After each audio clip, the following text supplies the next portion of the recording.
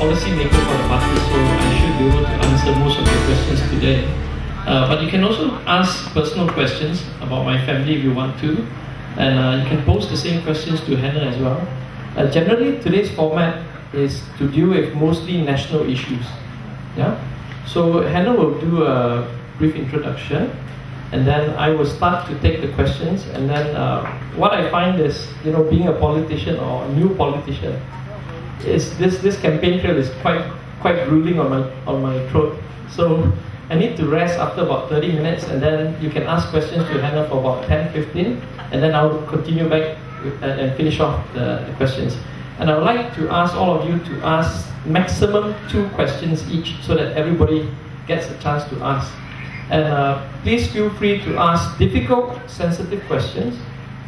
There's no point for me going to Parliament if I can't deal with your pressing issues, okay? Yeah? I'll try my best. If I can't answer, I'll just say I can't answer. Hannah will also, do you want to say a bit? Yeah. Okay, so we're going to start now. I'm going to start on time, 8 o'clock. We believe people will still come in. This dialogue is organized for SS14 residents, SS17 and SS18.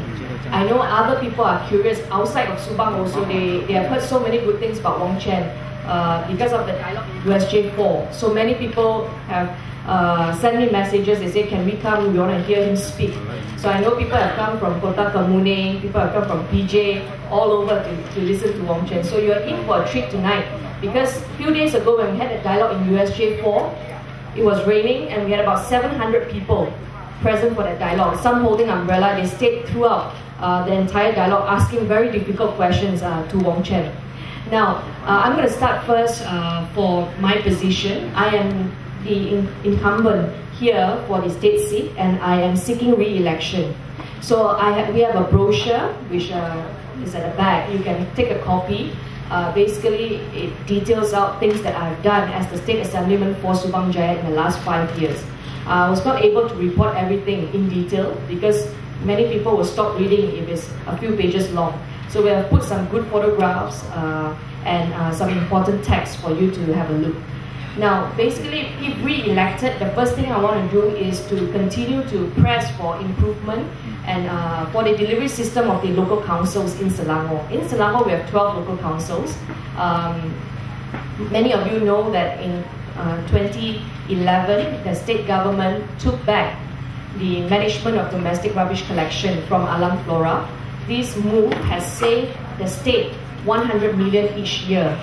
Okay. Before this, under the contract with Alam Flora, you pay this amount of money, about 100 million, to Alam Flora for management fee. Basically, they acted as a supervisor. Tan Sri Khalid believes that we should not have middlemen when it comes to basic services like this. We have sufficient staff in the local councils to do the job, to supervise rubbish collection. And as a result, he has decided, okay, we're going to take the entire contract back. And so because of that, now MPSJ has direct authority to appoint and to sack contractors. Okay, this, of course, there's plenty of room for improvement. When we first started, it was very messy. Rubbish was not collected because it was through open tender. We selected the contractor with the lowest price, and then we found out that this person with the lowest price cannot do the job. And then quickly, we tendered out again, and and now it has settled down, except for in Subang Jaya, one area which is still problematic, and that is SS15, Subang Jaya. SS15 has changed 3 contractors by now. Okay? Terminate, appoint, terminate, appoint, terminate, appoint, and they still cannot do the job. So this is something that we are pressing the Young Dipertua of MPSJ, Dato' Asmawi, to continue to improve. Because SS15 is crucial. It's a very big area. Commercial area is very big. And also a lot of college students and houses. Okay, so if re-elected, I also want to push for local government elections. I believe councillors making decisions in MPSJ must be accountable to the people for every decision they make. Now, many people don't know that a state assemblyman like me, I don't deal with local councils issues. In fact, if you remember correctly, when I was elected in 2008, I was chased out from the meeting in one of the full board meeting, I was actually seated at the full board table because I wanted to use the plug point for my laptop. You remember that news? Even though I was the assemblyman, I had no right to be there to make decisions. So I hope you all understand the biggest difference is before 2008, under the Barisan National State Administration, your Adun then Datuk Lee Hua Bin was also a councillor. Okay, that was the policy by the state government then. And that's why many people, they were very used to going to their state assemblyman to resolve local council issues, because he, as a state assemblyman and also a councillor at that time, had all the authority to deal with those issues, whether or not to approve projects or not.